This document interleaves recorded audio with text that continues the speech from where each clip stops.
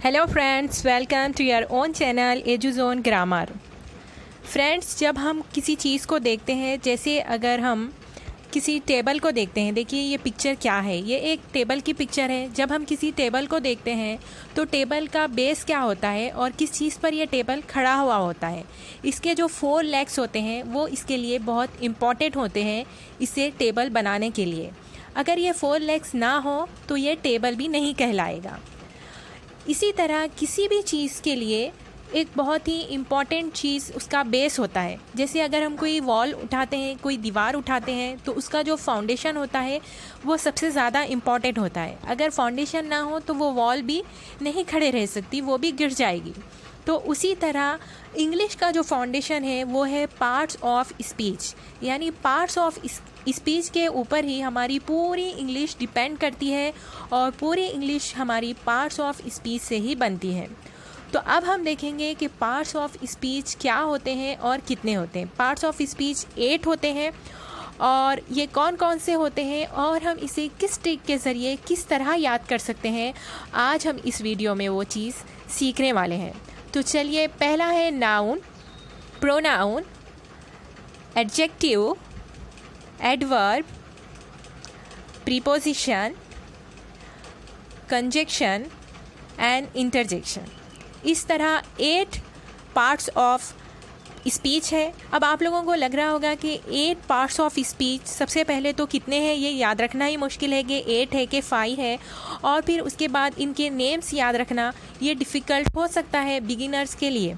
लेकिन आज हम एक ऐसी ट्रिक बताने वाले हैं कि आप इसके थ्रू बहुत जल्दी ये याद कर सकते हैं। जिस तरह इसे देखिए, इसे क्या कहते हैं, ये है आइवैन कैप। इस कैप का नाम है आइवैन कैप और इसे पार्ट्स ऑफ स्पीच का बेस्ट फ्रेंड कहा जाता है और इसके थ्रू हम बहुत इजीली पार्ट्स ऑफ स्पीच को याद रख सकते हैं कि वो कितने हैं और कौन से हैं। तो चलिए देखते हैं कि आइवैन कैप को पार्ट्स ऑफ स्पीच का बेस्ट फ्रेंड क्यों कहा जाता है। पहले हम आइवैन कैप लिख लेते हैं इस तरीके से।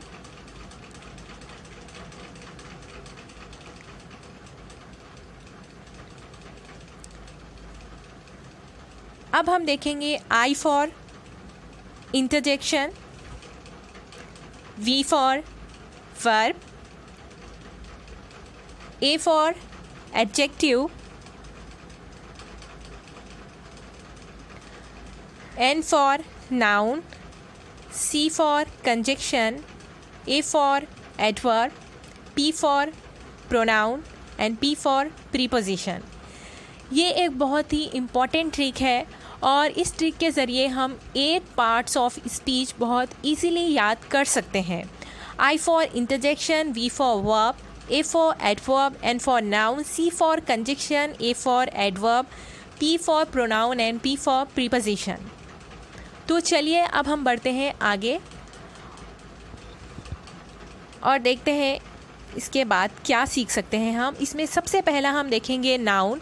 जिस तरीके से किसी भी चीज़ का एक हेड होता है, अगर हम किसी भी ऑफिस में देखते हैं या किसी स्कूल में देखते हैं तो एक हेड होता है, उसी तरह नाउन एक हेड है। और नाउन क्या होता है, ये थिंग्स, प्लेस और पर्सन नेम को नाउन कहा जाता है, इस तरह कहा जाता है। लेकिन अगर हम गौर करेंगे और नोटिस करें तो हमें पता चलता है कि दुनिया में, इस वर्ल्ड में जितने भी नेमिंग वर्ड्स हैं, जितने भी चीज़ें हैं, वो पूरे नाउन से, यानी नाउन का मतलब होता है नेमिंग वर्ड्स। जिस तरह आप इस पिक्चर को देखिए, एप्पल, ये एक नाउन है। और हम बहुत सारी चीज़ें देख सकते हैं, वो सब नाउन होती है। जैसे यहाँ पर हम देखेंगे अंडर वाटर में होती है फ़िश, और ये भी एक नाउन है। ये टाइगर है, ये जंगलों में रहता है, लेकिन ये भी एक नाउन है। ये एक टेबल है, ये एक मैन मेड थिंग है और ये भी एक नाउन है। हम जो कह रहे हैं कि दुनिया में जितनी चीज़ें होती है पूरी नाउन होती है, तो ये जो वर्ल्ड है ये भी तो एक नाउन है, ये भी एक नाउन ही है। यानी जितने भी नेमिंग वर्ड्स हम सोच सकते हैं वो पूरे नाउन ही हैं। जिस तरह कोई एक घर होता है और एक घर का एक हेड होता है, घर के हेड कौन होते हैं और उसके रिस्पॉन्सिबल, मतलब पूरी रिस्पॉन्सिबिलिटीज़ किसके ऊपर होती है, कौन डिसीजंस लेते हैं, घर के जो इम्पोर्टेंट मैटर्स होते हैं उसके डिसीजन कौन लेते हैं, वो होते हैं इम्पोर्टेंट फादर होते हैं। जिस तरह फादर इम्पॉर्टेंट होते हैं किसी घर को चलाने के लिए और उसके मेन हेड होते हैं, उसी तरह पार्ट्स ऑफ स्पीच में जो हेड है और जो सबसे ज़्यादा मेन है वो है नाउन। नाउन के बग़ैर हम कोई भी कुछ भी हम बना नहीं सकते, कोई भी सेंटेंस हम विदाउट नाउन नहीं बना सकते।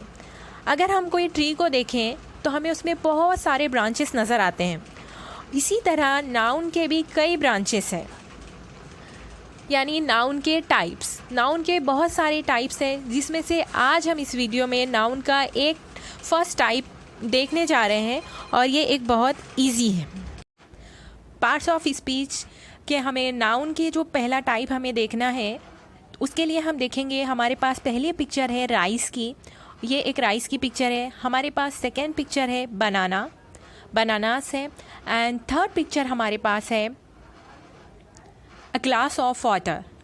तो चलिए देखते हैं इन 3 पिक्चर्स के थ्रू हम किस तरह नाउन का फर्स्ट टाइप समझ सकते हैं।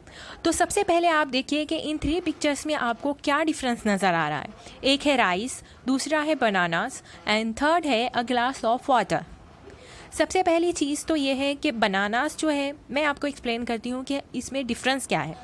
पहले जो हमारी सेकेंड पिक्चर है वो है बनानास की, और बनाना की जो पिक्चर है वो पिक्चर को हम काउंट कर सकते हैं, यानी हम बनाना को काउंट कर सकते हैं। लेकिन हमारी जो पहली पिक्चर है राइस, हम राइस को काउंट नहीं कर सकते। और अ ग्लास ऑफ वाटर, हम वाटर को भी काउंट नहीं कर सकते, यानी 1 2 3 4 इस तरह हम इसे काउंट नहीं कर सकते। तो जिसे हम काउंट कर सकते हैं हम उसे कहेंगे काउंटेबल नाउन, और जिसे हम काउंट नहीं कर सकते हम उसे कहेंगे अनकाउंटेबल नाउन। अब यहाँ पर आप देखिए इस पिक्चर में है मनी। अब बहुत सारे लोगों को तो लग रहा होगा कि मनी तो काउंटेबल है, यानी हम मनी को काउंट कर सकते हैं, लेकिन ये गलत है, क्योंकि मनी की जो लिमिट है वो कोई नहीं जानता कि इसकी लास्ट क्या है मनी का, इसलिए इसे अनकाउंटेबल कहा जाता है। मनी एक ऐसा नाउन है जिसे अनकाउंटेबल कहा जाता है। तो आज आपके लिए कुछ मैं पिक्चर्स दे रही हूँ और वो रहेंगे आपका होमवर्क, और आपने उस पिक्चर को समझकर लिखना है कमेंट सेक्शन में कि ये काउंटेबल है या अनकाउंटेबल है। तो आपके लिए फर्स्ट पिक्चर है a glass of milk, second picture है पेन्स एंड थर्ड पिक्चर है कैमल एंड पिक्चर नंबर 4 है एप्पल। तो आप लोगों के लिए ये होमवर्क है कि आपको समझना है कि इनमें से काउंटेबल क्या है और अनकाउंटेबल क्या है। काउंटेबल वो है जिसे हम काउंट कर सकते हैं 1 2 3 4 इस तरह, लेकिन अनकाउंटेबल जिसे हम काउंट नहीं कर सकते।